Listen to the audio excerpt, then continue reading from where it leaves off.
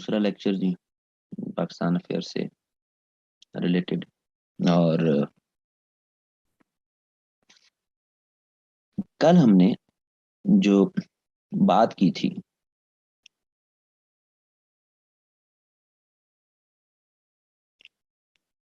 وہ ہم دیکھ رہے تھے جناب کہ جو اوریجنز ہیں اس ٹو نیشن تھیوری کے وہ کہاں ہیں، اور ان کو ہم نے ایک ان کی انڈرسٹینڈنگ ڈیولپ کرنے کی کوشش کی تھی. ہمارے جو فریڈم موومنٹ ہے، اس فریڈم موومنٹ کو دو طرح کے رائٹرز نے، جو نیشنلسٹ ہمارے ہسٹورینز ہیں، نیشنلسٹ یعنی قومیت پسند پاکستانی قوم کے لحاظ سے، تو ایک ہمارا وہ گروہ ہے جو کہ 19th اور 20th سینچری کی ہی جو ڈیولپمنٹس ہیں انہی میں رہتے ہوئے مسلم نیشنلزم کو کانٹیکسچولائز کرتا ہے، جن میں ایک بہت بڑا نام کے عزیز، صحیح ہے جی. اور ایک آپ کے ہاں ٹھیک ہے جی وہ گروپ ہے کہ یار یہ میں یہ کام نہیں کرتا، یہ بیچ میں یہ اس طرح کے میسیجز وغیرہ میرے لیکچر میں نہ کیا کریں. At the end of the lecture جس کو کوئی ایشو ہو کائنڈلی کل کا لیکچر بریف اوور ویو دے دیں. میں کوئی اس کا ذمہ دار نہیں ہوں، نہ میں یہ کام کرتا ہوں، نہ میرے پاس اتنا ٹائم ہوتا ہے. بریف اوور ویو والے دوسرے ٹیچر ہوتے ہوں گے، میرے سے نہیں ہوتا یہ کام.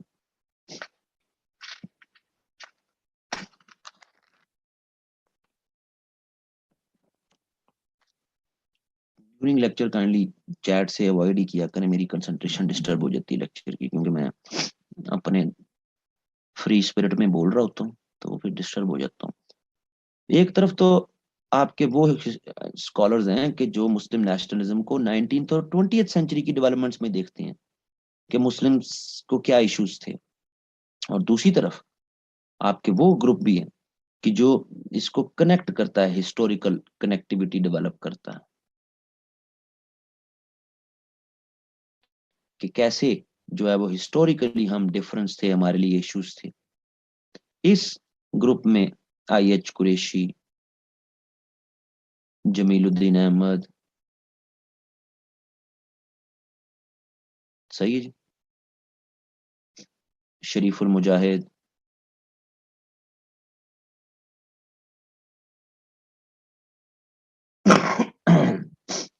یہ بڑے نام. اسی گروپ میں خالد بن سعید بھی ہے،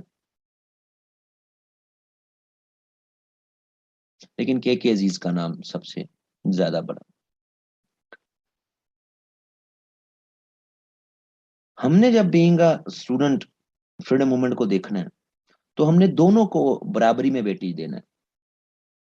ہم نے ہسٹوریکل کنیکٹیویٹیز کو بھی دیکھنا ہے اور 19th اور 20th سینچری کی ڈیولپمنٹس کو بھی دیکھنا ہے. سو اب جو ہمارا پہلا سیکشن جو ہے ظاہر ہے وہ انہی ہسٹوریکل کنیکٹیویٹیز کا ہی ہے. سو ان کو پہلے دیکھنا ہے، پر یاد رکھیے گا کہ ہسٹوریکل کنیکٹیویٹی میں اگر ہم مجدد، شاہ ولی اللہ، فرائضی موومنٹ یا جہاد موومنٹ، یہ والے جب ہم ٹاپک دیکھیں گے تو ان کو اسلامک سٹڈیز کا ٹاپک نہیں بنا دینا. ان سب کے ذریعے ہم نے مسلم آئیڈینٹی، مسلم شناخت، اس کی پروٹیکشن کے لیے ان سب نے کیا کام کیا، اور ان کے جو کام ہیں ان کی وجہ سے جو مسلم ایک سینس آف سیپریٹنس یہ ڈیولپ ہوئی ہے. یہ ہم اسی پیرامیٹر میں لے کے چلنا. ہم اکثر مجدد، شاہ ولی اللہ یا ان تحریکوں کو جب پڑھتے ہیں تو ہم ان کو بہت زیادہ جو ہے نا وہ اسلامک سٹڈیز کے ٹاپک بنا جاتے ہیں. سو نو ڈاؤٹ ان تمام ایکٹیویٹیز میں دین کی خدمت تو ہے، لیکن دین کے ساتھ ساتھ مسلم کمیونٹی کی خدمت ہے، مسلم پیپل، مسلم کمیونٹی.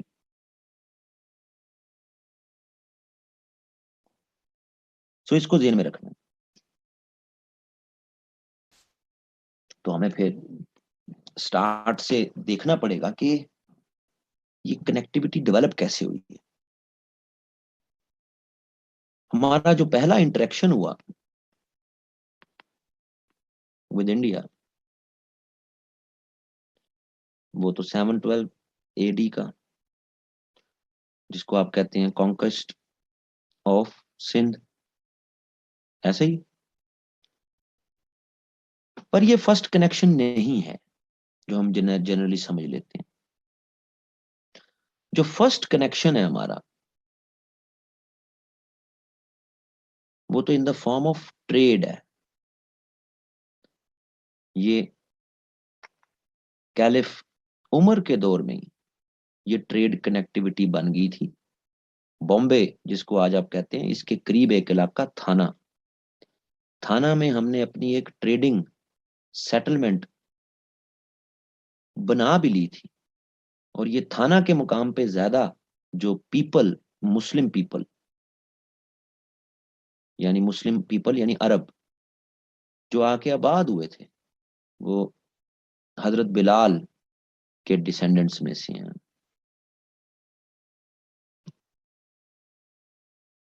تو یہ ہمارا پہلا کنیکشن بہت پہلے حضرت عمر کے دور میں ڈیولپ ہو چکا ہوا تھا. ہمارا دوسرا کنیکشن جو ڈیولپ ہوا ود انڈیا وہ تھرو کانکویسٹ ہوا. وہ آپ کہہ سکتے ہیں کہ محمد بن قاسم کی کانکویسٹ سے ہوا. اس کے بعد محمود آف غزنہ سے ہوا، اور اس کے بعد غوری، شہاب الدین غوری، ان کے ذریعے دوسرا کنیکشن ڈیولپ ہوا. بٹ جو اسپریڈ آف اسلام ہے ان انڈیا وہ لارجلی تھرڈ کنیکشن سے ڈیولپ ہوا. And that was role of Sufi saints. یہ صوفی سینٹس جو پرائمریلی 11th سینچری سے 15th سینچری تک کے جو صوفیز ہیں، ان کے بارے میں کہا جاتا ہے کہ انہوں نے تیزی کے ساتھ جو نیٹو پیپل انسپائرڈ ہوئے وہ ان کی وجہ سے ہوئے. ٹھیک ہے، ٹریڈرز کی وجہ سے بھی لوگ انسپائر ہوئے، کانکویسٹ کی وجہ سے بھی لوگ اسلام قبول کیا، لیکن جو میجورٹی آف دا پاپولیشن ہے وہ صوفی سینٹس کے رول کی وجہ سے اس نے اسلام قبول کیا.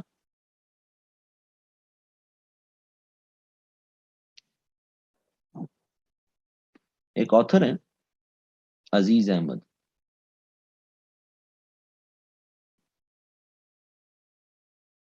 مسٹیسزم ان انڈیا ان کا بہت مشہور کام ہے. تو یہ ایک بڑے مزیدار آرگومنٹ ڈیولپ کرتے ہیں کہ اسلام از اے ویری لبرل ریلیجن. یہ بہت ایک اسلام لبرل ریلیجن ہے. اس کی ریزن بیکاز مختلف ریلیجنز کی جو پروپوگیشن کے میتھڈز ہیں وہ ڈیفائنڈ ہیں جی، اسٹرکٹ ہیں، ڈیفائنڈ ہے پروپوگیشن کے میتھڈز. مثلا جیوز، ان کی پروپوگیشن کا کوئی میتھڈ ہی نہیں ہے. آپ بورن ہی جو ہوں گے، آپ کنورٹ نہیں ہو سکتے انٹو جو.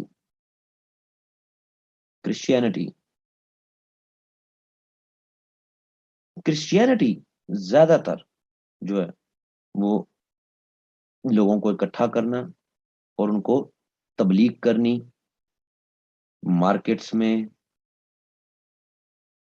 موو کرنا، مونکس کا لوگوں سے جانا، لوگوں کے ساتھ بات چیت کرنا، یہی پیٹرن چلا ہمیشہ کرسچینٹی کا. یعنی یہاں پر بھی اسپیسیفک رول اسائنڈ ہے ٹو اے پرسن اور گروپ آف پرسن کہ انہوں نے کرنا، ہر آدمی نہیں کر سکتا. جبکہ جب ہم اسلام کو دیکھتے ہیں تو اسلام میں یہ جو رول ہے ٹو اسپریڈ دس ریلیجن اسلام، یہ کسی ایک سنگل گروپ پرسن آفیشل اس کی ذمہ دار اس پہ نہیں ہے. اسلام کسی بھی طرح پھیل سکتا ہے. فار انسٹنس اگر ہم فار ایسٹ ایشیا کو دیکھیں تو فار ایسٹ ایشیا میں لارجلی اسلام ٹریڈرز نہیں پھیلا دیا. اگر ہم سینٹرل ایشیا میں دیکھیں تو سینٹرل ایشیا میں رولرز کانکسٹ اور ان سے متاثر ہو کے لوگوں نے اسلام قبول کیا. اگر ہم افریقہ میں دیکھیں ناردرن افریقہ میں تو یہاں پر ٹرائبل لیڈرز کو اسلام کی دعوت دی گئی اور آگے جناب پورے ٹرائب نے اسلام قبول کر لی. اگر ہم عربیہ میں دیکھیں تو انیشیل سٹیج پہ عربیہ میں person to person connection develop ہوئے اور لیٹر آن پورے ٹرائب کو انوائٹ کیا گیا.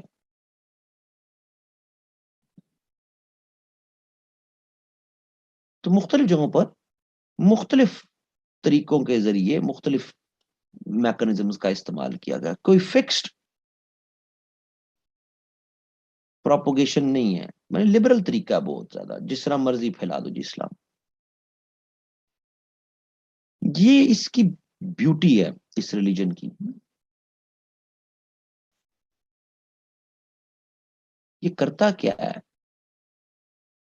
اسلام ڈپینڈنٹ نہیں ہے، is not dependent on a person, on a ruler، صحیح ہے جی، on any designated group کہ بھئی آپ نے اسلام پھیلانا ہے. یہ کوئی بھی پھیلا سکتا. کہیں پہ ٹریڈرز پھیلا دیتے ہیں، کہیں رولرز نے پھیلایا، کہیں کانکس سے پھیلا، کہیں جو ہے وہ انویٹیشن سے پھیلا، کہیں پرسن ٹو پرسن کانٹیکٹ سے پھیلا. کوئی بھی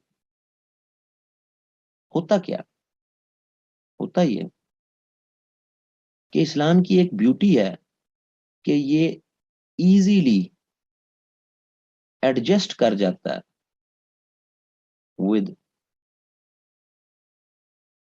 cultural forces of an area.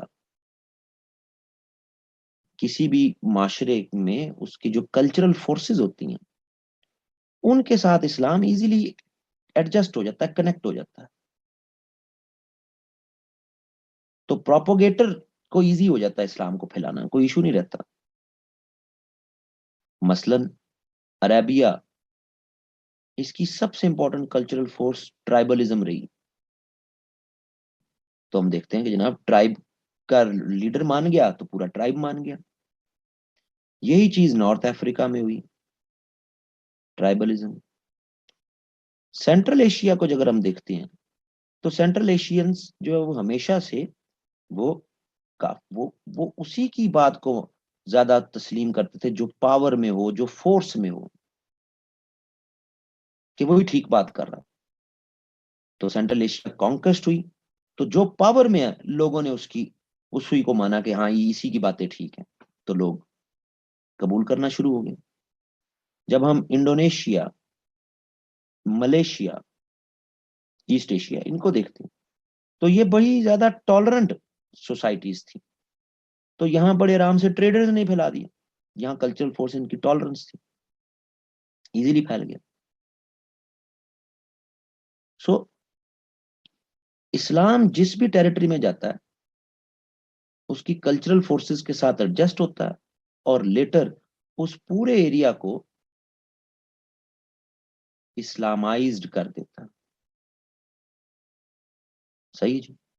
Iran اور اس کے سببز کی اگزامپل لکھیں.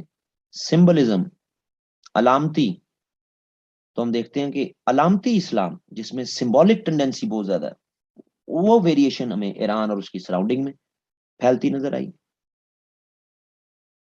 سو جہاں جس جگہ پر بھی جو اس کی کلچرل فورس یا جو اس کی ڈومیننٹ فورس ہوتی اسلام اس کے ساتھ آٹومیٹکلی کنیکٹ ہو جاتا ہے. کوئی تخریب کاری نہیں ہوتی، کوئی پلاننگ نہیں ہوتی ہے. یہ بیوٹی ہے اسلام کی. یہ اس میں نیچرل ہے کہ جس علاقے میں جیسا لوگوں کے ساتھ کیسے کنیکٹ ہونا ہے کنیکٹ ہو جاتا ہے اور ان کو اسلامائز کر دیتا ہے.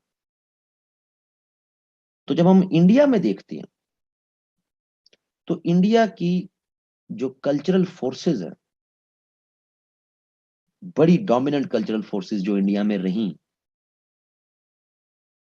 ان کو اسلام نے ان کے ساتھ کنیکٹ ہوا.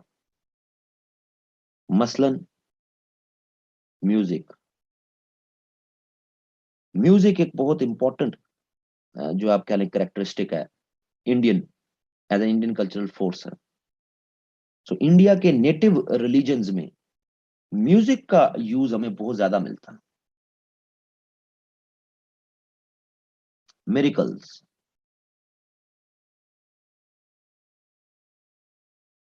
تو میریکلز کا رول بھی ہمیں ملتا ہے. جو کرشمات معجزات دکھا سکتا ہے، آپ ساری اگر ویدوں کو پڑھیں، مہا بھارت کو پڑھیں، بھگوت گیتا کو دیکھیں نا، میریکلز سے بھرے ہوئے، کرشمات معجزات سے بھرے ہوئے. سو جو معجزات اور کرامات دکھا سکتا ہے وہی ٹھیک مذہب ہے. اور تیسرا پھر سب سے بڑی کلچرل فورس انڈیا میں وہ پھر کلاس ڈویژن، جس میں خاص طور پہ جو لوسٹ کلاس ہے وہ لارجلی پور رہتی ہے جی. سو جو ان کو اکوالٹی دے گا، جو ان کو فوڈ دے گا، جو ان کو کھانے پینے کو ایڈریس کر لے گا، عزت دے گا، یہ اس کی طرف موو کر دیں گے. سو یہ سارے کام نہ تو بڑی تعداد میں ٹریڈرز کر سکے انڈیا میں، نہ یہ بڑی تعداد میں کانکویسٹ کے ذریعے ہوئی، بلکہ یہ زیادہ سارا کام صوفیز نے کیا. سو ہم دیکھتے ہیں کہ 11 سے 15 سینچری کے جو صوفیز ہیں،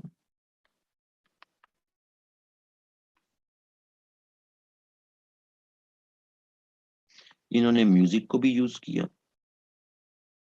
میوزک کے ذریعے God, prophet and characteristics of Islam لوگوں تک پہنچائے.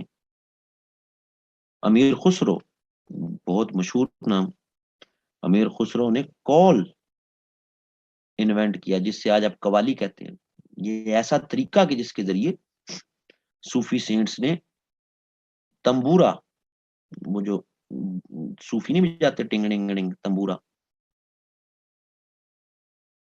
اس کا یوز کیا. سو میوزک کے ذریعے لوگوں کو لوگ انسپائر ہوئے، لوگ کنورٹ ہونا شروع ہو گئے. پھر میریکلز،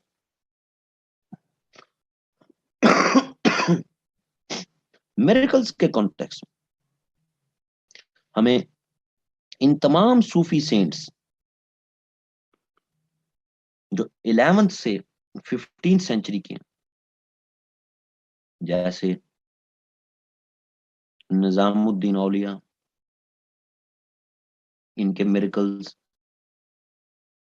پھر داتا گنج بخش میریکلز. پھر بابا فرید گنج شکر میریکلز. اور بہت سے، معین الدین اجمیری میریکلز. اب ان کی طرح میریکلز کی کہانیاں تو نہیں پیپر میں آپ نے لکھنی، لیکن یہ سب اپنے میریکلز کی وجہ سے انہوں نے لوگوں کو انسپائر کیا. معجزات کرامات جو دکھا سکتا ہے وہی راست باز مذہب سے ہے، وہی سچا مذہب ہے، تو لوگ انسپائر ہوئے. اور تیسری چیز جو کی وہ کیے لنگر خانہ. پاورٹی بہت زیادہ، جو لوسٹ کلاس کے لوگ ہیں ان کے لیے فری فوڈ. تو یہ صوفی سینٹس یہ ان دی آؤٹسکرٹس آف سٹیز یہ اپنی خانقاہیں بناتے تھے، خانقاہs. اینڈ فرام دوز خانقاہs لنگر ڈسٹریبیوٹ ہوتا تھا. سو پور پیپل آتے تھے, بیٹھتے تھے, صوفیز پھر بات کرتے تھے, تو لوگ انسپائر ہوتے.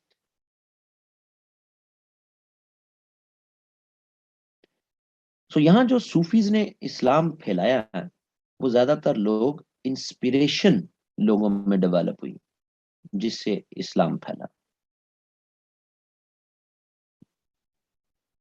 جو بڑے آرڈرز ہیں ان میں جناب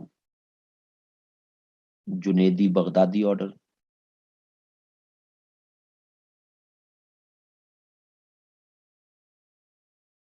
چشتیہ آرڈر,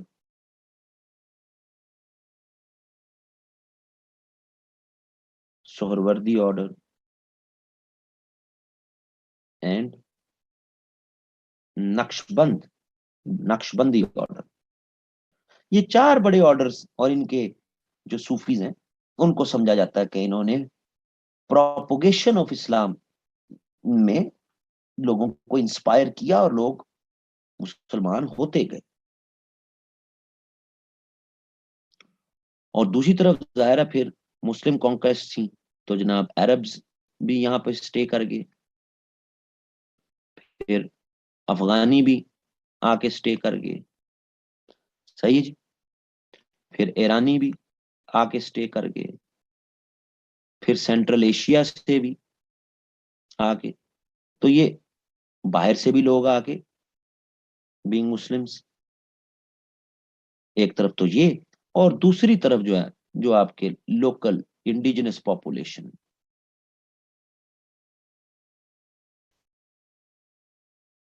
یہ بھی کنورٹ ہونا شروع ہو گئے. بٹ کیا حقیقی معنوں میں انڈیا واز اسلامائزڈ؟ کیونکہ جب ہم کہتے ہیں کہ اسلام جہاں بھی جاتا ہے وہ تو اس ایریے کو ٹوٹلی اسلامائز کر دیتا ہے, صحیح جی, سمجھ آ رہی جی, جہاں بھی جاتا ہے کلچرل فورس کے ساتھ جڑتا ہے اور اس ایریا کو اسلامائزڈ کر دیتا ہے. لیکن انڈیا کے کیس میں ایک بڑا عجیب کام ہوا, that instead of India being Islamized, Islam was Indianized.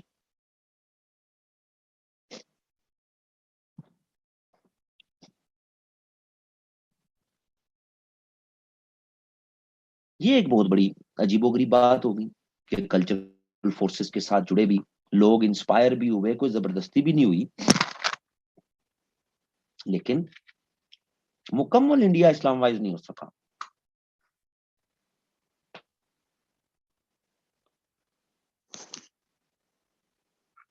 اس کی ریزنز کیا بنی؟ اس کی ریزنز, پہلی بڑی ریزن تو geography. Islam never confronted such a vast geography.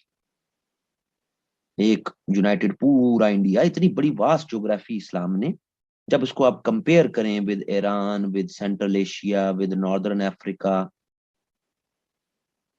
Malaysia, Indonesia etcetera, تو ان کے مقابلے میں ایک بہت بڑی واسٹ جیوگرافی تھی.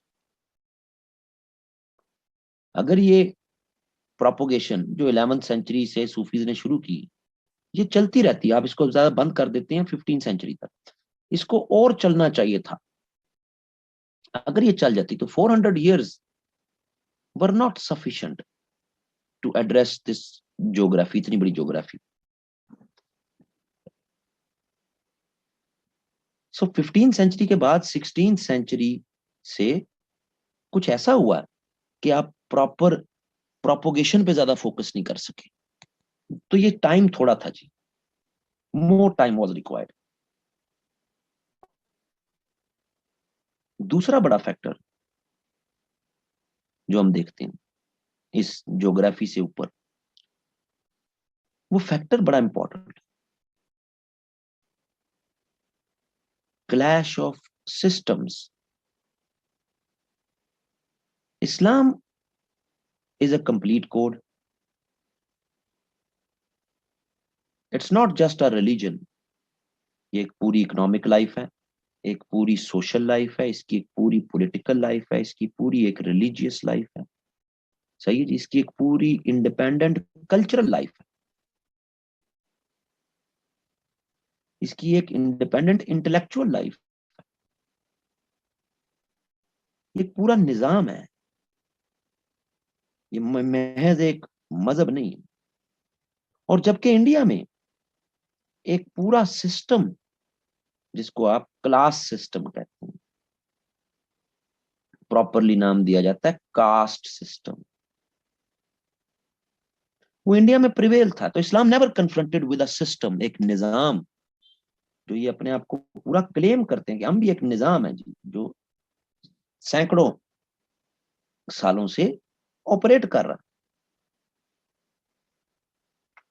سو جب بھی دو سسٹمز آپس میں ان کا انٹریکشن بنے یا ان کا کلیش بنے, تو یہ نہیں ہوتا کہ جناب ایک سسٹم جو ہے وہ مکمل طور پہ ڈیفیٹ ہو جائے اور دوسرا سسٹم جو ہے another one اس کی وکٹری ہو جائے. رادر سسٹمز بورو کرتے ہیں کریکٹرسٹکس آف ایچ ادر.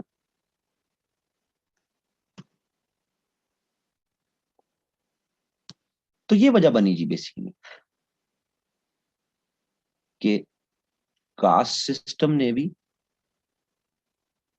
اسلام کے کریکٹرسٹکس کچھ اڈاپٹ کیے اور اسلامک سسٹم نے بھی کاسٹ سسٹم کے, ہندو سسٹم کے کچھ کریکٹرسٹکس اڈاپٹ کیے. سو اسلام ہندوستان کے رنگ میں رنگ گیا.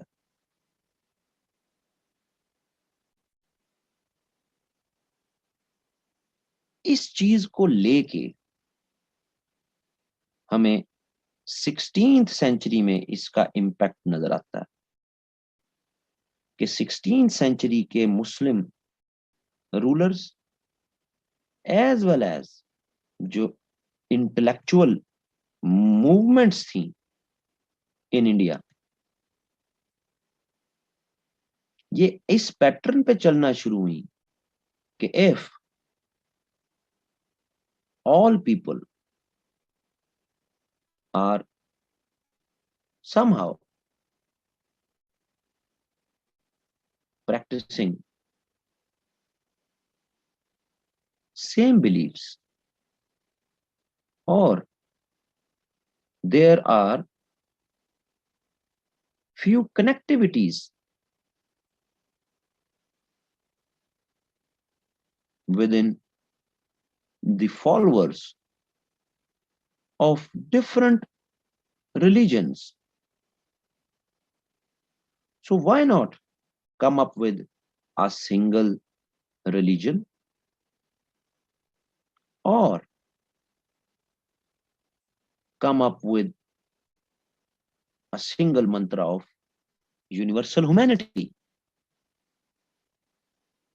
اس کی مینیفیسٹیشن ہمیں نظر آئیں کہ جب ٹھیک ہے, جب سب ایک جیسا ہی کام کر رہے ہیں, کاسٹ سسٹم نے بھی کچھ چیزیں آپ کی اڈاپٹ کر لی, آپ نے بھی ان کی اڈاپٹ کر لی, جناب اس میں ایک بڑا نام تو پھر ہمیں اکبر کا دین الہی نظر آتا ہے کہ سب ایک ہی مذہب کے فالوور ہو جاؤ جی, میرے مذہب کے فالوور ہو جاؤ. 16 سینچری میں ہوا. پھر 16 سینچری میں ہمیں بھکتی موومنٹ انڈیا میں یہ اپنے پیک پہ نظر آتی ہے. حالانکہ یہ 15 سینچری سے شروع ہو گئی تھی لیکن 16 میں یہ اپنی پیک پہ نظر آئی. اب اس بھکتی موومنٹ جو 15 سینچری سے شروع ہوئی ہے, اسی کے بڑے جو آپ اس انٹلیکچوئل موومنٹ جو بھکتی موومنٹ, اس کے آپ اگر فاؤنڈرز کو دیکھیں تو ان میں بابا گرو نانک ہیومینٹی کا درس دیتے, Kabir the great poet humanity کا درس دیتے, Tulsi Das the great poet humanity کا درس دیتے. صحیح جی. سو بھائی آؤ سب ایک ہو جاؤ, سب مل جاؤ, ہم ایک ہندوستانی انڈیا ہیں سارے, ہم ایک ہیں. تو ایک طرف یہ سارا فریم ورک چل رہا ہے. یہ سارے کا سارا فریم ورک, یہ جو پورے ہماری 16th سینچری کی, یعنی لیٹ 15th اور 16th سینچری کی, یہ جو ریلیجیس ٹالرنس کی انوائرمنٹ بنانے کی کوشش ہے, یہ تو اچھی بات ہے, انسانیت پریویل کرنی چاہیے, مذہب ذاتی معاملہ ہے. بٹ جب ہم اس ساری اس فریم ورک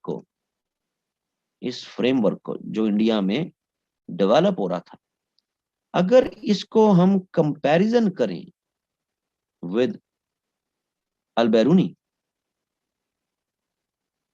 جو کہ 11th سینچری میں لکھ گیا کہ Muslims and Hindus are different, اور یہ ڈفرنٹ یہ نہیں کہ وہ لکھ رہا ہے, بلکہ یہ ایکچوئل کامن پریکٹسز جو اس وقت کے 11ویں صدی کے ہندوستان میں تھی, ان کو وہ ہائی لائٹ کرتا ہے کہ بھائی یہ فرق ہے.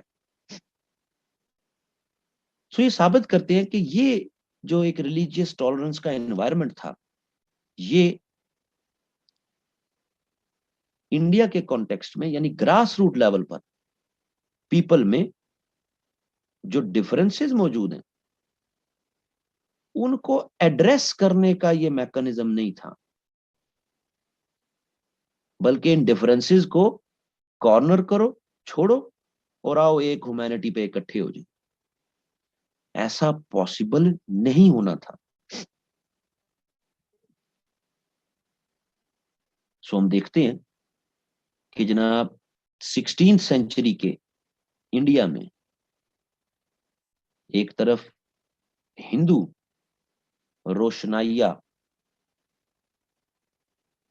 موومنٹ بھی چلی, دوسری طرف مسلمز کی پروٹیکشن کی موومنٹ بھی چلی. سو اکبر کیا سمجھتا تھا اور ریلیجیس ٹالرنس کیا تھی, لیکن گراس روٹ لیول پر ریالٹی ڈفرنٹ تھی. مسلم پروٹیکشن کی موومنٹ میں سب سے بڑا نام تھے مجدد الف ثانی. روشنائیا موومنٹ کے کانٹیکسٹ میں بہت چھوٹی چھوٹی جو ہے وہ موومنٹ چلی, لیکن سب سے بڑی جو تھی وہ الفی موومنٹ.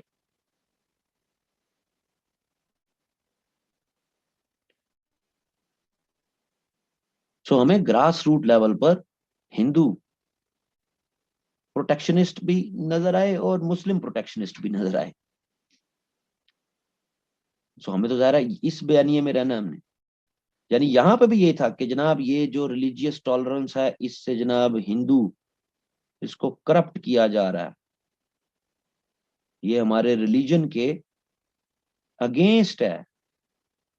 اور اس طرف بھی کہ جی مسلم اس کو کرپٹ کیا جا رہا ہے, اسلامک بیسک ویلیوز اس سے مسلمز کو ڈیویٹ کروایا جا رہا ہے. سو یہی تو ریالٹی ہے اصل میں, جو یہ ٹالرنس کی انوائرمنٹ ڈیولپ کرنا تھا, آؤ جی ایک مذہب پہ اکٹھے ہو جو, ہیومینٹی پہ اکٹھے ہو جو, that was not possible in India. اور وہ بہت پہلے البیرونی بھی مینشن کر چکا ہوں. یہ آج تک کے ہم انڈیا پاکستان میں یہ ڈبیٹ آج بھی سن رہے ہوتے ہیں, مذہب نہیں سکھاتا آپس میں بیر کرنا, جبکہ دوسری طرف گراس روٹ لیول پر مسلمز بھی اور ہندوز بھی وہ اپنے اپنے فریم ورکس میں کافی جو ہے وہ کنزرویٹو بھی.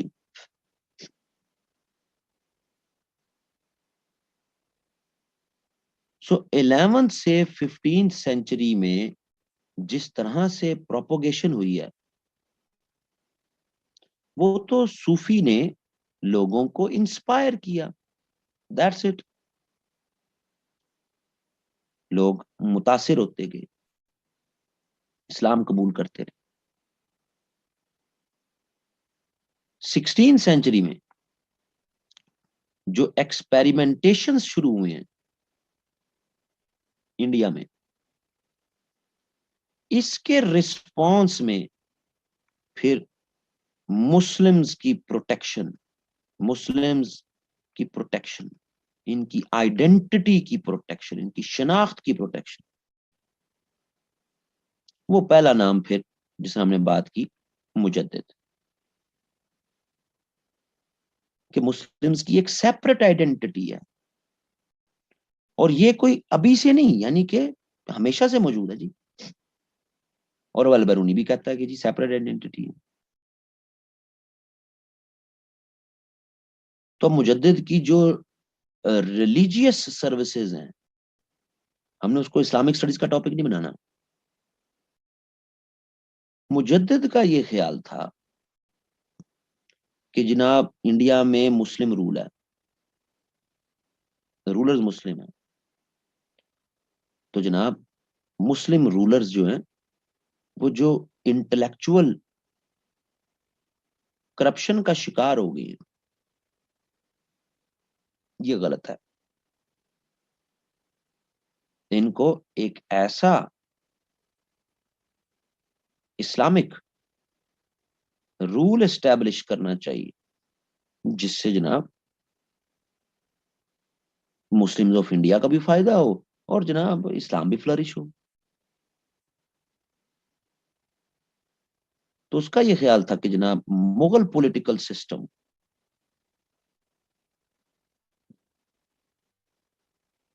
اس کو ٹھیک کرنے کی ضرورت ہے، اس میں ریفارمز کرنے کی ضرورت ہے. جب تک مغل پولیٹیکل سسٹم میں ریفارم نہیں ہوگی، آپ ایک اسلامک رول جو ہے وہ انڈیا میں اسٹیبلش نہیں کر سکتے. مسلمز کی آئیڈینٹی، ان کی شناخت، یہ ایک اسلامک رول میں ہی اسٹیبلش ہو سکتی، جہاں اسلام کے اصولوں کے مطابق، اسلامک پرنسپلز کے مطابق ہی وہ ریاست چلے، اسی میں مسلمانوں کی شناخت پروٹیکٹ رہ سکتی. یہ تو رولر تو ہیں ہمارے. تو پھر ہم دیکھتے ہیں کہ یہ 83 لیٹر لکھتا ہے اکبر کو بھی، پلس اس کے بیٹے بعد میں جہانگیر کو بھی، کہ بھائی انسان بنو، مسلم آئیڈینٹی پروٹیکٹ رکھو، یہ تمہاری ذمہ داری ہے. سو اس کے کانٹیکسٹ میں پھر یہ سمجھتا ہے کہ جناب جو انٹلیکچوئل کرپشن ہے ان کو ایڈریس کرو. تو کہتا ہے جناب کہ کنگ کا رول کیا ہونا چاہیے؟ کنگ میں فیئر آف گاڈ ہونی چاہیے. مغل کنگ ذل سبحانی کا ٹائٹل یوز کرتے ہیں، شیڈو آف گاڈ، یہ غلط ہے. کنگ میں فیئر آف گاڈ ہونی چاہیے تاکہ وہ اسلامک پرنسپلز کے مطابق رول کر سکے. پھر نوبلٹی مسلم ہونی چاہیے، اور اس میں بھی وہی فیئر آف گاڈ ہونا چاہیے. جبکہ مغلز کی نوبلٹی میں نان مسلمز بھی ہیں زیادہ. مسلم نوبلٹی جتنی زیادہ ہوگی وہ اسلامک پرنسپلز کی روشنی میں ہی کنگ کو ایڈوائز کرے گی. نان مسلم نوبلٹی کوٹیئر زیادہ ہوں گے تو ظاہر ہے وہ تو اسلامک ویلیوز پہ نہیں ایڈوائز کر سکیں گے. پھر وہ کہتا ہے جناب بیت المال،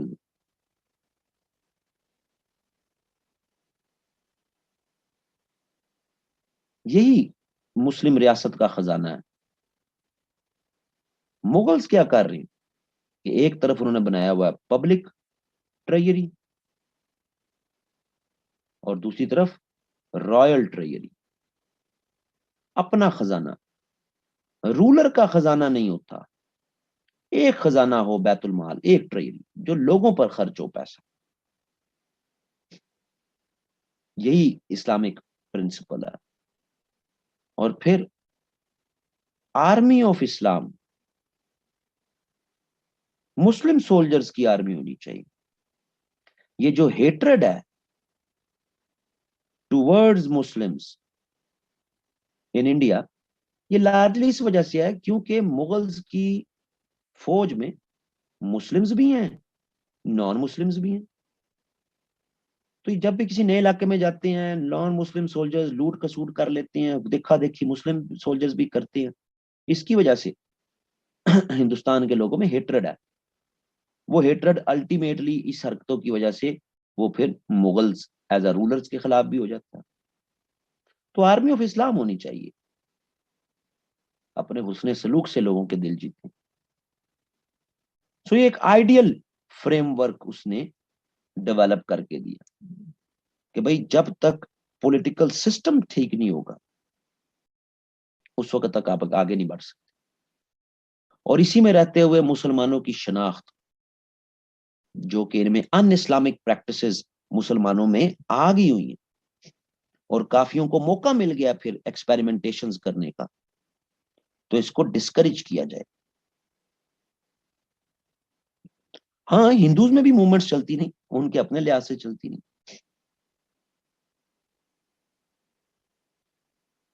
سو یہ ایک بہت بڑی ایک آپ کہہ لو کہ ایک ایسا فینومینا ڈیولپ ہے جو آج تک جو آپریٹ کرتا ہے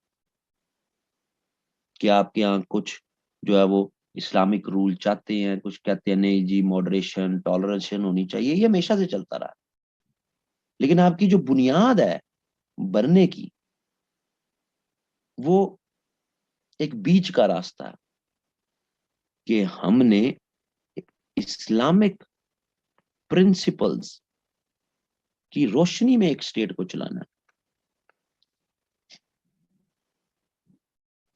یہی آپ کی بنیاد ہے بننے کی. لیکن اس کا یہ مطلب نہیں ہے کہ آپ نے ایک مذہبی ریاست بنا دینی، ریلیجیس ریاست نہیں. پرنسپلز اسلام کے ہوں، اور وہ پرنسپل جس طرح ہم نے کل بھی بات کی تھی، ایکوالٹی، جسٹس. سمجھ آ رہی جی؟ وہ اس فریم ورک میں what is the difference between Islamic principles and a religious state. کسی بھی ریلیجیس اسٹیٹ اس کے کوڈز، اس کے لاز فکسڈ ہوتے ہیں، جس طرح مذہب میں ہے اسی طرح. صحیح جی؟ کسی بھی principle based state, principle state based, وہ کسی ریلیجن کے پرنسپلز بھی ہو سکتی ہے، کسی ایڈیالوجی کے پرنسپلز پہ بھی ہو سکتی ہے.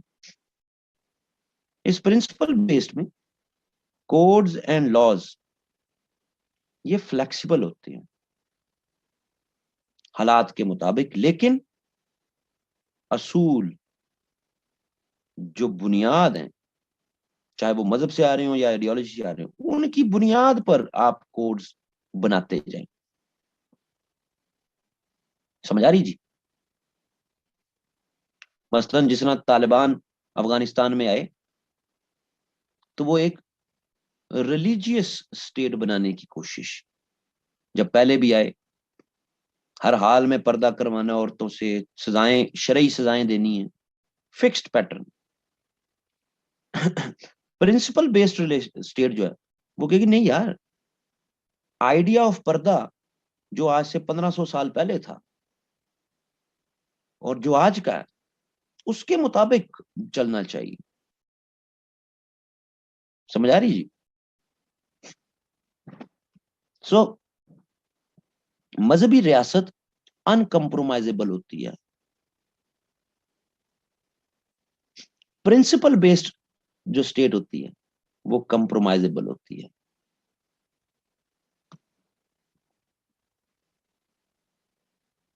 اور پرنسپل بیسڈ اسٹیٹ ہی ہے. اسلام کبھی بھی ایڈوکیسی نہیں کرتا کہ ایک ریلیجیس اسٹیٹ بنے. اگر بنانی ہوتی تو پروفٹ نے جو پہلی آپ کی سٹی اسٹیٹ بنائی مدینہ میں، تو وہ بھی پرنسپلز پر بنی ہے. ان پرنسپلز میں اسلامک ویلیوز بھی تھیں، ان پرنسپلز میں عرب ٹریڈیشن، ایسی عرب ٹریڈیشن جو اسلامک ویلیوز کے ساتھ ڈسٹرب نہ ہو، وہ بھی تھی. صحیح جی. اس سٹی اسٹیٹ آف مدینہ کا جب چارٹر آف مدینہ ہوا تھا، چارٹر آف مدینہ، تو سٹی اور اسٹیٹ آف مدینہ کا کوئی آفیشیل ریلیجن اناؤنس نہیں ہوا تھا. اس میں مسلمز بھی تھے، اس میں جیوز بھی تھے، اس میں کرسچنز بھی تھے. 52 پوائنٹس کا چارٹر دنیا کا پہلا ریٹن کانسٹیٹیوشن سمجھا جاتا ہے.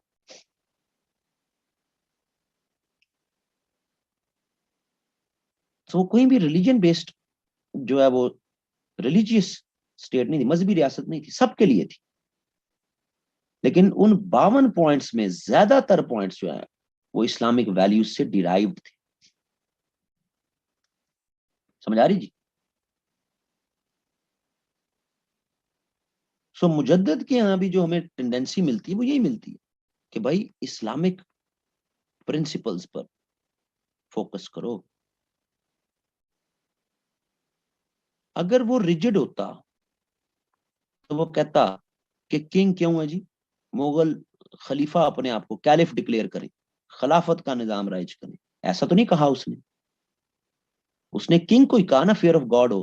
حکمران میں، حکمران کوئی بھی ہو سکتا ہے، تو حکمران میں خوف خدا ہونی چاہیے. وہ خاصا ہے، وہ کریکٹرسٹک ہے، وہ پرنسپل ہے.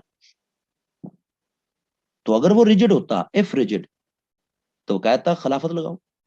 ویسا تو نہیں کہا اس نے، نہ مجدد نے کہا، نہ شاہ ولی. جتنے بھی مسلم ریفارمرز ہیں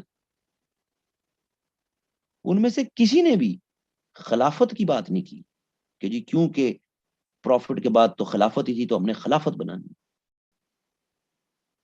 سمجھ آ رہی جی؟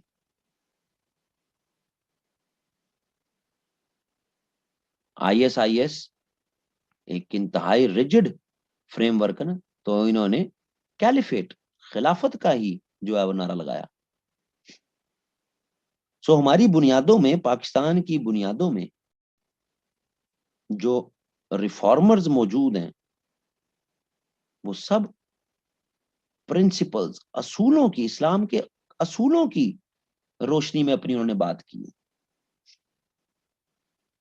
تو ان کی کنیکٹیوٹی پھر ایک دفعہ پاس پیپر میں سوال آ گیا تھا، trace the sequential unity between Muslim reformers and ideology of Pakistan. تو بڑا مزیدار سوال تھا. تو ہے تو صحیح. خیر، مجدد کا جو سفیر تھا اس میں وہ کسی بھی طرح کی کوئی اکنامک پالیسی کیسی ہونی چاہیے، سوشل ریلیشنز کیسے ہونے چاہیے، وہ لارجلی پولیٹیکل سسٹم کیسے ٹھیک کرنا ہے تاکہ مسلم آئیڈینٹی پروٹیکٹ ہو، اس پہ زیادہ بات کرتا ہے. کیوں؟ ریزنس ہو، کیونکہ رول تو آلریڈی مسلمز کے پاس ہی تھا، رولرز تو مسلمز ہی تھے، مغل.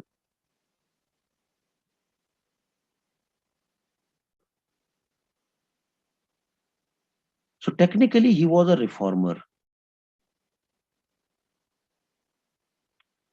but simultaneously ایسا نہیں ہے کہ اس نے، ظاہر ہے مسلم آئیڈینٹی ایک طرف تو اگر آپ کا رول بہتر ہو، پرنسپل بیسڈ رول ہو اسلام کی قوانین کی روشنی میں، تو مسلم آئیڈینٹی، مسلم شناخت ایک طرف تو وہاں سے پروٹیکٹ ہوگی ڈیفینیٹلی. بٹ جو آلریڈی مسلمز میں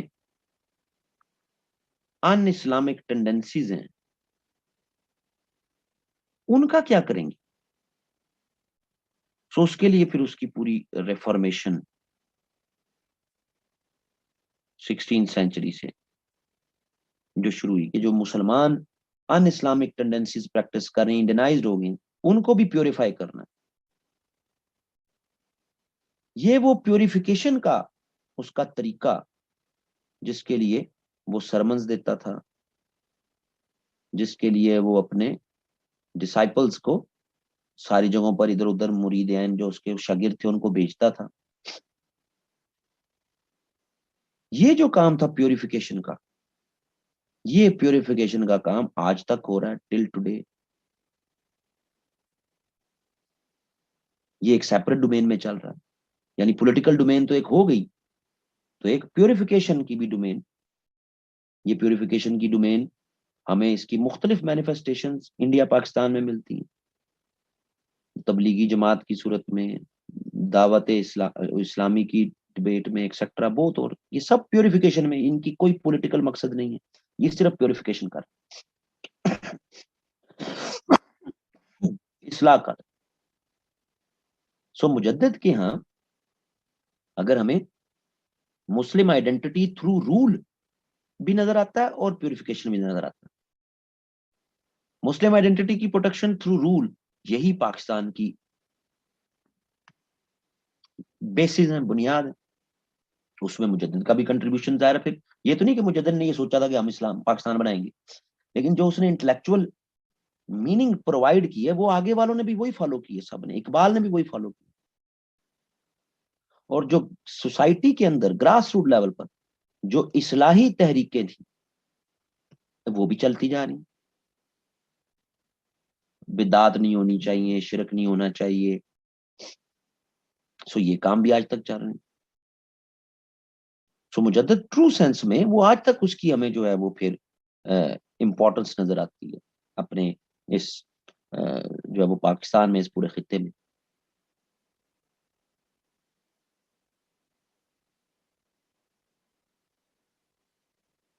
یہ یاد رکھیے گا کہ جو بھی ریفارمر، جب اس کی آپ رائٹنگز کو پڑھتے ہیں نا، ریفارمر کی رائٹنگز، تو اس کی رائٹنگز جو ہیں وہ کافی ہارش ہوتی ہیں، اسٹرکٹ ہوتی ہیں،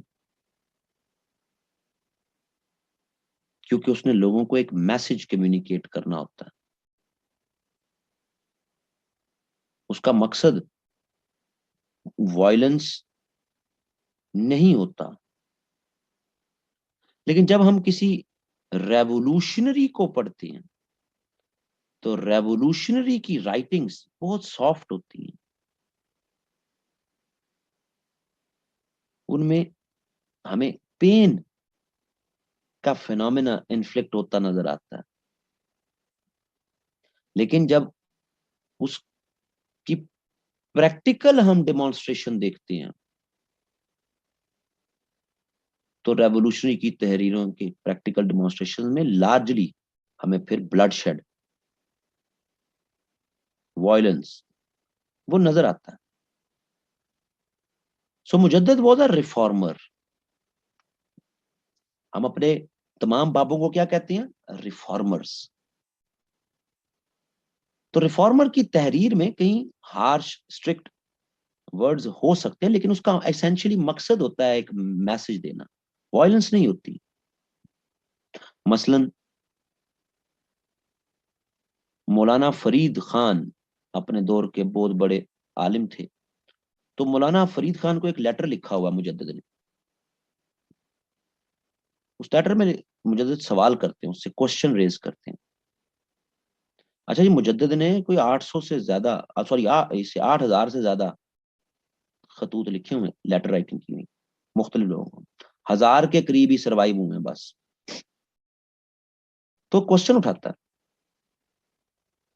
وہ کیا کہتا ہے؟ Those infidels conspiring against Muslims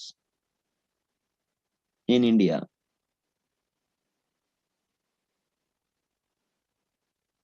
are they not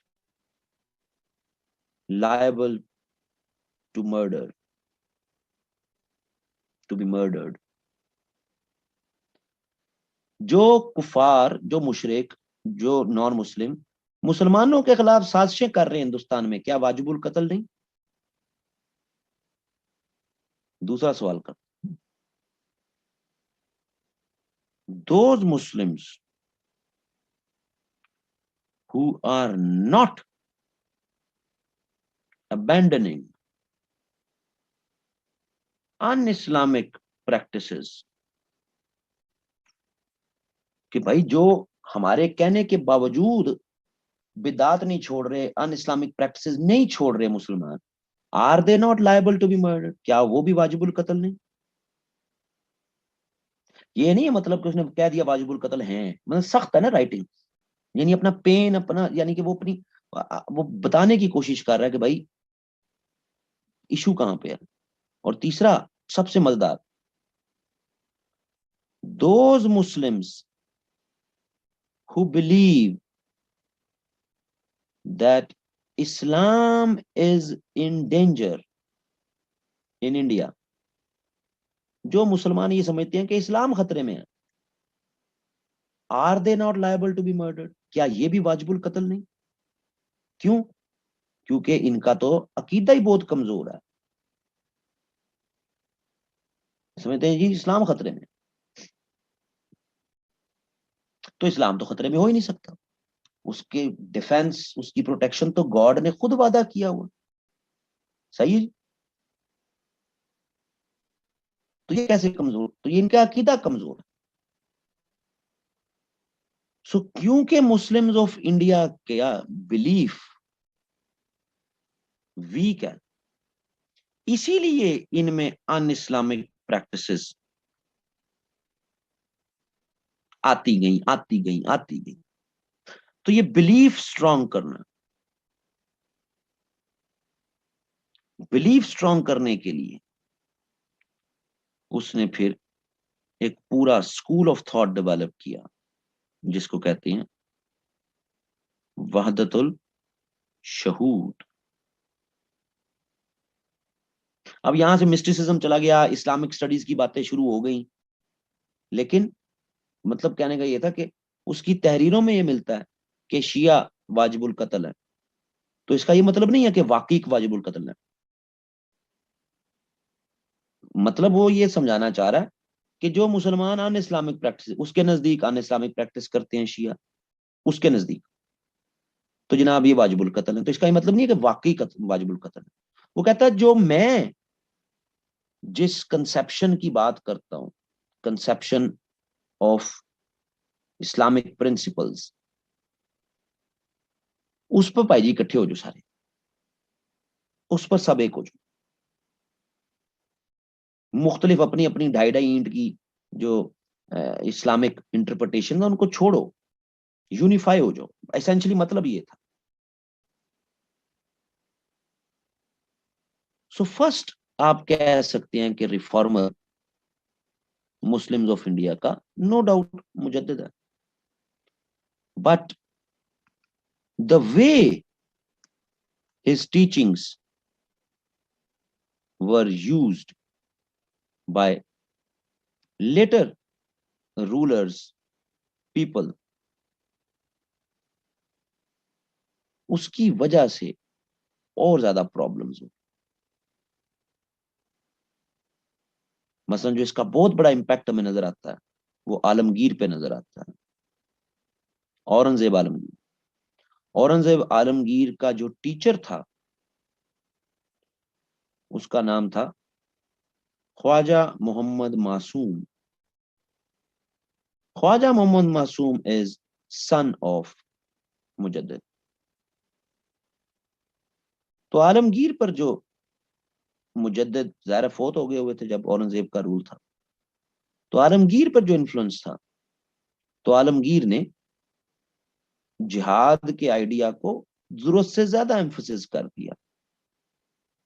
عالمگیر کی ریلیجیس پالیسی، اس میں ہمیں اسٹرکٹنس زیادہ نظر آ گئی۔ تو اس کا یہ مطلب نہیں کہ مجدد کا قصور ہے، وہ مس ریڈ کر گیا، لیکن کوشش اس نے کی۔ لیکن عالمگیر کی efforts to establish an Islamic state وہ بہت زیادہ रिजिड फ्रेमवर्क में थी। Resultantly people turned against Mughal rule. और जब औरंगजेब आलमगीर 1707 एडी में फोत होता है, व्हेन ही डाइड, तो हमें इस फेज में 18th century, early 18th century में हम देखते हैं कि जनाब हिंदू भी रेबल्स बन गए, सिख भी रेबल्स बन गए, सही है जी, और मुस्लिम कई गवर्नर्स, कई रूलर्स छोटे छोटे, वो भी रेबल हो गए जनाब। सो हमें 1707 से ऑनवर्ड्स एक फिर मुगल एम्पायर का डिक्लाइन होता नजर आना शुरू। तो एसेंशियली जो रिफॉर्मर की बात थी, मुजद्दिद की बात थी, वो तो मुजद्दिद ने तो अपने ट्रू बिल्कुल सही इंटेंशन में बात की कि जनाब एक इस्लामी रियासत होनी चाहिए, उसमें सबके लिए हकूक होंगे और मुसलमान भी उसमें बेहतरीन रहेंगे। हिंदुस्तान के मुसलमान इसी तरह प्रोटेक्ट रह सकता है कि वो एक इस्लामी रियासत में रहे। तो आलमगीर ने जिस तरह वो इस्लामी रियासत कायम करने की कोशिश की, वो काफी रिजिड फलसफे पे की, जिसकी वजह से लोग इख्तलाफ एंड होना शुरू हो गए। और जब ये डिक्लाइन का प्रोसेस स्टार्ट हुआ हमारा औरंगजेब आलमगीर से ऑनवर्ड्स, यही वो टाइम है जब 1704, कुछ किताबों में लिखा है 1703, जब पैदा हुए शाह वलीउल्लाह। और जब शाह वलीउल्लाह आहिस्ता आहिस्ता बड़े होते जा रहे हैं, तो ये वो टाइम है उनका कि जिसमें पॉलिटिकल क्राइसिस भी है इंडिया में, सही है जी, इकोनॉमिक क्राइसिस भी है, सोशली पहले तो हिंदू मुस्लिम की डिवीजन थी, और सोशली अब शिया सुन्नी की डिवीजन भी होनी शुरू होगी। बहुत ज्यादा एंटी शिया था आलमगीर। सो शाह वलीउल्लाह जब 1720s में जरा बड़े हो रहे हैं ऑनवर्ड्स, वो देख रहे हैं कि जनाब ये तो पूरा ही बेड़ा गर्क हो गया। तो शाह वलीउल्लाह की टीचिंग्स में भी एक दफा फिर हमें कि भाई एक इस्लामिक स्टेट हमारी तो होनी चाहिए, एक हमारी ऐसी रियासत जो इस्लाम के असूलों पे हो। तभी, क्योंकि मुसलमान हर तरह से आपस में भी डिसयूनिटी का शिकार हो चुके हैं, इकोनॉमिक क्राइसिस भी हो गए हैं, पॉलिटिकल क्राइसिस भी हो गए हैं, वीक हो गए हैं, बहुत सारे अन इस्लामिक फोर्सेस, फैक्टर्स, वो पावर गेन करते जा रहे हैं। तो ठीक है, उनकी पावर गेन करने से हमें क्या मसला जी, राइट ऑफ सेल्फ डिटर्मिनेशन हर कोई, लेकिन इनकी तरफ से मुस्लिम पर एट्रोसिटीज होना शुरू हो गई, कम से कम ये तो नहीं ना होनी चाहिए। सो इस लिहाज से फिर अगला बड़ा रिफॉर्मर आपका वो पूरा पैकेज बना के देता है, शाह वलीउल्लाह।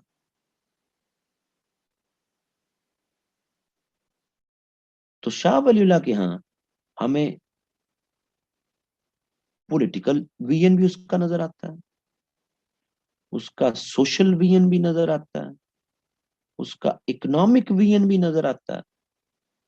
क्योंकि अब मेयरली सिर्फ इस्लामिक रूल ये एस्टेब्लिश नहीं करना, अब तो पहले पूरी मुस्लिम सोसाइटी को रीजनरेट करना है, सबको इकट्ठा करना है, फिर आगे आप चल सकते हैं। तो मुजद्दिद की हम ज्यादा उसकी पॉलिटिकल कंट्रीब्यूशन पे ज्यादा फोकस करते हैं। शाह वलीउल्लाह ने मुस्लिम आइडेंटिटी उसको सिर्फ मुस्लिम रूल के जरिए नहीं, बल्कि उसका सोशल सोसाइटी के कॉन्टेक्स्ट में भी, इकोनॉमी में, बाकी सब उसमें भी करना है। सो पहले फिर देख लेते हैं कि उसने जनाब सोशल लेवल पर क्या किया। सोशल लेवल पर वो ये समझता है कि जनाब जब तक मुसलमानों में डिवीजन है, डिवीजन इन मुस्लिम्स, तब तक ये अपनी आइडेंटिटी प्रोटेक्ट नहीं कर सकते। सो सेम पेज पे होना चाहिए सारे मुसलमानों को, सेम पेज पे। اس کے لیے بڑی مشہور اس کی کتاب ہے جو اس نے لکھی، ازالت الخفا، بہت مشہور کتاب ہے شیعہ سنی ایشو کو ایڈریس کرنے کے لیے. شیعہ کو بھی اس نے اس میں نصیحت کی کہ آپ یہ کام چھوڑ دو، سنیوں کو بھی کچھ ہلکا سا کہا کہ یہ کام آپ بھی نہ کرو، مکس سائیکل، ایک یونین ہو جائے جی، ایک یونٹی کا فریم ورک بن جائے. اب دیکھو جب مجدد تھا تو اس کی تحریروں میں ہے شیعہ کافر ہے، شاہ ولی اللہ کی تحریروں میں یا قریب آ جو نہ کرو، کیوں؟ کیونکہ اب ایجنڈا ڈفرنٹ ہو گیا نا. مجدد کے دور میں رول تھا کہ ایک جناب ایک سنی برانڈ کا مسلم رول ہونا چاہیے، شاہ ولی اللہ کے نزدیک ایک کنسنسس بیس رول ہونا چاہیے. تو پرنسپلز کا ریلیجن تو سامنے آ گیا نا جی، کہ حالات کے مطابق آپ کو کیسا نظام چاہیے. سو اس نے ازالت الخفا لکھی جناب، اور اس کا خیال تھا کہ مسلمانوں میں ڈفرنسز کی وجہ یہ ہے کہ ہر ایک نے قرآن کا اپنا اپنا ایک جو ہے نا وہ انڈرسٹینڈنگ ڈیولپ کی ہوئی ہے. سو ایک قرآن کے میننگ پر سب اکٹھے ہو جائیں تو ریزلٹنٹلی اس نے قرآن کو ٹرانسلیٹ کیا، پہلے پرشین میں کیا اور پھر اس کے بیٹوں نے اردو میں کیا، تاکہ عام مسلمان کو پتا ہو کہ قرآن کہتا کیا ہے، اس کا میننگ انڈرسٹینڈ کرے. اور اس میں بڑی مزیدار یہ اس کا جو میننگ ہے، ویسے ہم کہتے ہیں نا کہ قرآن اس نے ٹرانسلیٹ کیا، تو ٹیکنیکلی اس نے ٹرانسلیٹ نہیں کیا، اس نے قرآن کا میننگ ڈیولپ کروایا. مثلا بڑی مشہور بات ہے کہ سورۃ البقرہ کی جو پہلا سپارے میں اینڈ میں حضرت آدم اور بی بی حوا کا جو واقعہ ہے اس کے بارے میں مختلف مکتبہ فکر، کسی نے کہا جناب یہ گندم ہے تھی جو گندم کا شکوشہ تھا، کسی نے کہا جناب یہ پھل تھا. صحیح ہے جی، مختلف ٹرانسلیشن میں مختلف ورڈز ملتے ہیں. صحیح جی، کو بہت ہی ایکسٹریم جو شیعہ مکتبہ فکر ہے وہاں پہ اس کو شجرا بھی کہہ دیتے ہیں. یہ شجرا جنت میں لٹکا ہوا تھا جس میں پانچ تن پاک کا نام تھا، آدم کا نام نہیں تھا، تو اس نے شکایت کر دی کہ میرا کیوں نام ہے. بہت ایکسٹریم، یعنی ہر ایک نے اپنے اپنے مطلب نکالے ہوئے نا. کسی نے گندم کا پھل تھا جی، کسی نے کہا جی کوئی اور پھل تھا جی، کسی نے کہا جی شجرا تھا جی. تو جو شاہ ولی اللہ کی ٹرانسلیشن ہے وہ کہتے ہیں جی آدم نے حکم عدولی کی، بات ختم، کہ خدا نے ایک حرکت سے منع کیا، آدم نے حکم عدولی کی تو آدم کو جنت سے نکال دیا. تو ایسنس میننگ یہ ہے کہ گاڈ کے حکم کی اگر آپ حکم عدولی کرو گے تو آپ اگر پیغمبر بھی ہو تو آپ کو سزا ملے گی.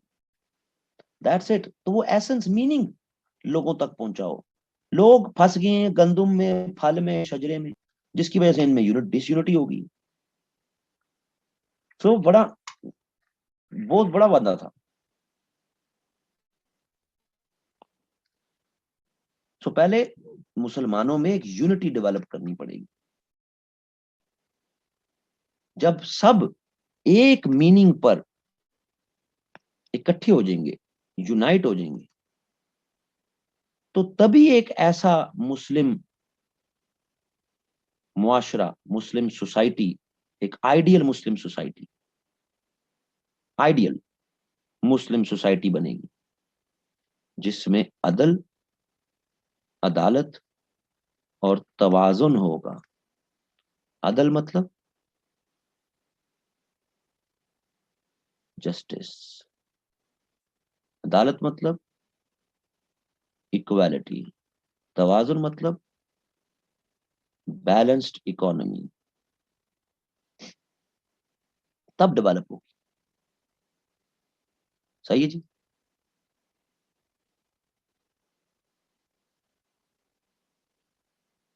سو justice, equality and balanced economy اسی وقت ہوگی جب مسلمز ایک سنگل کانسٹیٹیوشن پہ اکٹھے ہو جائیں. سو جو ڈفرنٹ ٹرانسلیشن ڈیولپ کی ہوئی ہیں، ڈفرنٹ مفہوم ڈیولپ کیے ہیں، ان کو چھوڑ کے ایک پہ اکٹھا ہو جائے. صحیح ہے جی. بڑی مزدار کرتا بات شاہ ولی اللہ، اور آج کے معاشرے میں تو بڑی، کہ اگر دو مسلمان آپس میں مذہبی اختلاف رکھتے ہیں تو دونوں دائرہ اسلام سے خارج ہیں. کیوں؟ کیونکہ مذہبی اختلاف تو اسلام کے گرینڈ سٹرکچر میں ریلیجیس ڈفرنس تو ڈیولپ ہی نہیں ہو سکتا، کیونکہ پروفٹ آف اسلام نے خود کہہ دیا تھا کہ اسلام کمپلیٹ ہو گیا، آج اسلام مکمل ہو گیا. سو ہاں، آپ کے اختلافات پولیٹیکل نیچر کے ہیں، کس کا رولر ہونا چاہیے تھا، کس کو نہیں رولر ہونا چاہیے تھا، کس کو خلیفہ ہونا چاہیے تھا، کس کو نہیں ہونا چاہیے تھا. آپ کے اختلاف اکنامک نیچر کے ہیں، ریاست کو زکوٰۃ دینی چاہیے نہیں دینی چاہیے، ہم خود زکوٰۃ دیں نہ دیں. سمجھ آ رہی ہے جی؟ آپ کے اختلافات پریکٹسز کی ہیں، پریکٹسز کی نیچر پہ ہیں، ہاتھ جوڑ کے نماز پڑھنی ہے، کھول کے نماز پڑھنی ہے، رفع دین کرنا ہے نہیں کرنا. تو آپ کے اختلافات آپ کے اپنے بنائے ہوئے ہیں، ہیومنس کے بنائے ہوئے، یعنی مسلمس کے بنائے ہوئے. جب آپ کہتے ہیں مذہبی اختلاف ہے تو اٹ مینس کہ آپ اتھارٹی آف گاڈ کو چیلنج کر رہے ہیں، اس کو آپ چیلنج کر رہے ہیں. تو اسلام کمپلیٹ ہے. یہ آپ کے آپس کے اختلافات، اور ان کو ایڈریس کرنے کے لیے ضروری ہے کہ ایک قرآن کے میننگ پہ اکٹھے ہو جاؤ. ٹھیک ہے جی. ازالت الخفا کی ٹرمز اینڈ کنڈیشنز پہ اکٹھے ہو جاؤ. تبھی آپ ایک آئیڈیل معاشرہ بنا سکتے ہیں. اس آئیڈیل معاشرے میں ہی مسلم آئیڈینٹی، اس آئیڈیل معاشرے میں مسلم آئیڈینٹی پروٹیکٹڈ ہو جائے گی.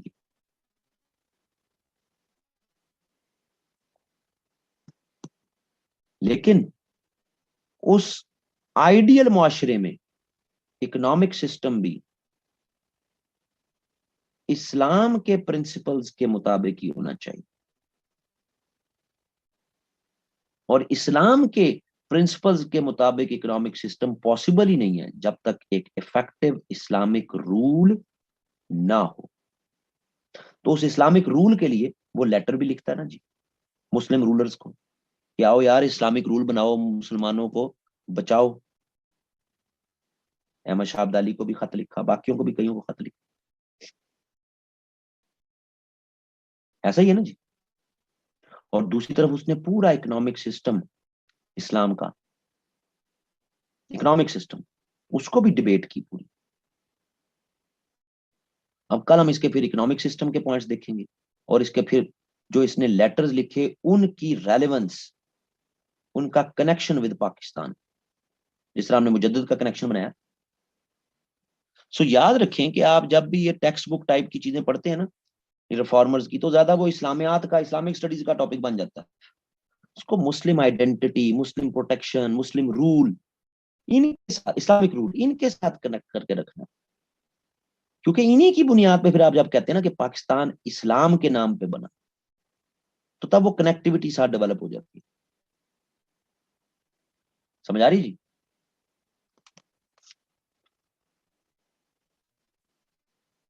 آج کے لیے اتنا ہی،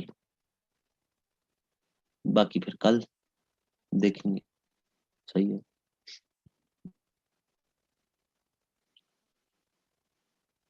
اور کسی کو شوق ہے جی سورس ٹو ریڈ پوچھنے کا؟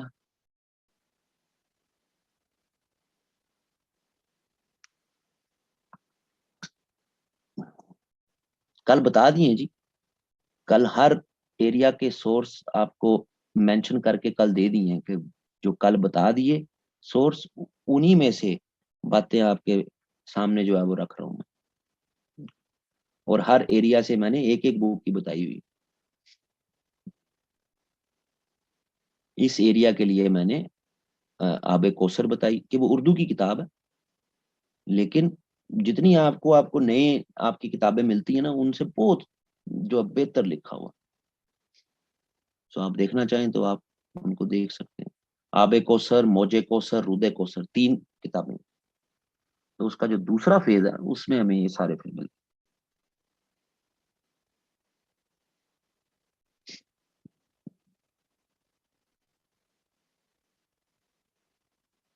نہیں تو یہ ہے نا پولیٹیکل سائنس پیپر 2 میں، تو یہ میرا پیپر 1 میں یا پیپر 2 میں یہ لوگ موجود ہیں. آگے جب ہم اقبال پہ بھی بات کریں گے تو وہ سارا ہم نے اس کی پالیٹکس پہ بات کرنی ہے نا. ہم نے کوئی اسلام ایز اے ریلیجن پہ تو نہیں بات کرنی پاکستان افیئر میں. ہم نے تو Islam as a complete political system جس کو ہم بلیو کرتے ہیں کہ جی وہ ہمیں چاہیے، جس کے لیے ہم نے علیحدہ ملک بنایا.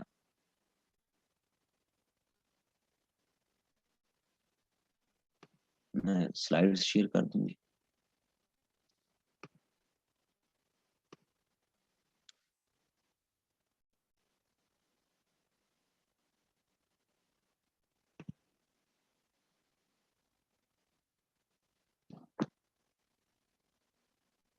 جب آپ پاسٹ پیپرز کو بھی دیکھیں نا تو یہ ریفارمر سے ریلیٹڈ جو سوال آتے ہیں تو وہ ظاہر ہے آپ نے پاکستان کے ساتھ ان کو کنیکٹ کرنا ہے نا بھائی. اگر آپ پاکستان کے ساتھ، پاکستان کے بننے کے ساتھ کنیکٹ نہیں کرتے تو مجدد اللہ اللہ مجدد سے کروا لو، شاہ ولی اللہ سے اللہ اللہ کروا لو، ان کا پاکستان کے ساتھ کیا تعلق ہے؟ کیوں ہے ہمارے سلیبس میں؟ ہونے کو تو پھر وہ عبد الحق محدث دہلوی ہونے چاہیے تھے سلیبس میں. حدیث کا علم سب سے اوتھینٹک علم عبد الحق محدث دہلوی کا، تو وہ تو نہیں ہے نا سلیبس میں.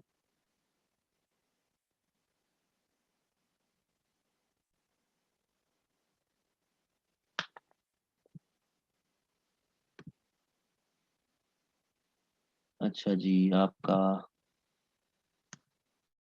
پاکستان افیئر 7 جولائی.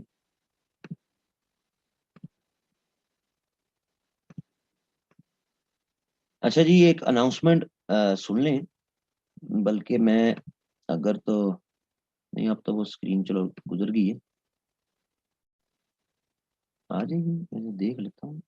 پتا نہیں وہی اسکرین دوبارہ آ جائے گی یا نہیں آئے گی.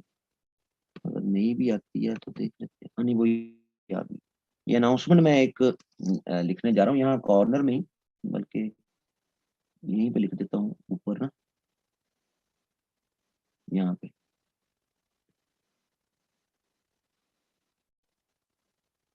3 فیبروری سے لے کے تو کنٹینیوس 15 days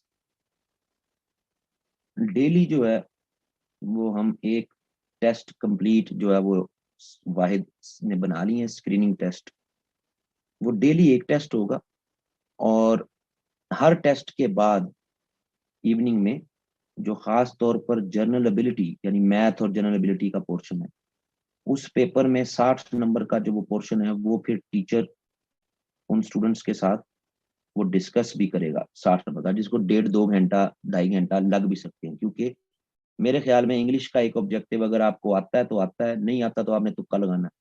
پاک افیئر کا آبجیکٹو آتا ہے تو آتا ہے، نہیں آتا تو تکا لگانا ہے. کرنٹ افیئر کا آتا ہے تو تکا لگانا ہے. اسی طرح باقی بھی. لیکن ابیلٹی کے پورشن میں آپ تکا نہیں لگا سکتے، یہ آپ کو سالو ہونا چاہیے. یہ وہ نمبر ہیں جو آنے چاہیے. تو ابیلٹی کا جو ہمارا ٹیچر ہے وہ سارے وہ پھر 60 کے 60 آبجیکٹو وہ آفٹر دا ٹیسٹ ڈسکس کرے گا. اور یہ 15 ٹیسٹ ہوں گے 15 دن میں. 3 فیبروری سے لے کے ڈیلی آپ ایک ٹیسٹ دے گا. وہ پہلے آپ کو واحد آپ جو بھی گروپ جو لوگ جوائن کریں گے ان کو وہ ٹیسٹ دے گا. اور جب وہ ٹائم اس کا ختم ہو جائے گا اس کی وہ کی آنسر کی شیئر کرے گا. اور اس آنسر کی کے مطابق جو جنرل ابیلٹی والا ٹیچر ہے وہ 60 نمبر کا پورشن وہ پورا پھر اس طرح زوم پہ کلاس لے کے اس کو وہ ڈیلی ڈسکس کرے. بہت ہوتی ہیں، یعنی 15 دنوں کا مطلب ہوا 200 ضرب 15 کو 3000 کے آبجیکٹو، اور 60 ضرب 15 تو تقریباً اس کے 800 کے قریب آبجیکٹو، آپ کے 800 900 کے قریب آبجیکٹو تو صرف جنرل سائنس اینڈ ابیلٹی. اور اس میں جو بھی میرا رجسٹر اسٹوڈنٹ ہے چاہے وہ ایک سبجیکٹ میں یا 2 میں ہے، اس کی total fee 15 test along with discussion وہ صرف 2000 ہوگی جی. اونلی 2000. ویسے تو اکیڈمیاں ان سارے کاموں کے 20 20 25 25 30 30 ہزار. تو یہ جو ہمارے اسٹوڈنٹ ہیں. ویسے اگر کوئی باہر سے جوائن کرے گا تو اس کے لیے 3000 ہوگی. سو یہ ہے کہ اسٹوڈنٹس فیسیلیٹیٹ ہو جائیں, ان کی ایک پریکٹس ہو جائے, سو دیٹ کہ اس میں کوئی اتنی زیادہ منی میکنگ بھی وہ نہیں ہے. ابلٹی کا ٹیچر ڈیلی اس نے 60 آبجیکٹو جب کروانے ہیں, ان کی پریکٹس یعنی ان کی ڈسکشن کرنی ہے, تو اس نے اچھے خاصے پیسے لے لینے ہیں. سب ٹیچرز نے جنہوں نے پیپر بنایا ان کو بھی ہم نے یہ ڈسٹریبیوٹ کرنی ہے اماؤنٹ. تو یہ کوئی اتنی بڑی اماؤنٹ نہیں ہے, لیکن یہ کہ ڈیلی ایک پیپر, یہ ہم نے انشاءاللہ 3 فروری سے جو ہے وہ اس کو شروع کر دینا, ڈیلی ایک پیپر, تاکہ وہ اسٹوڈنٹس 15 دن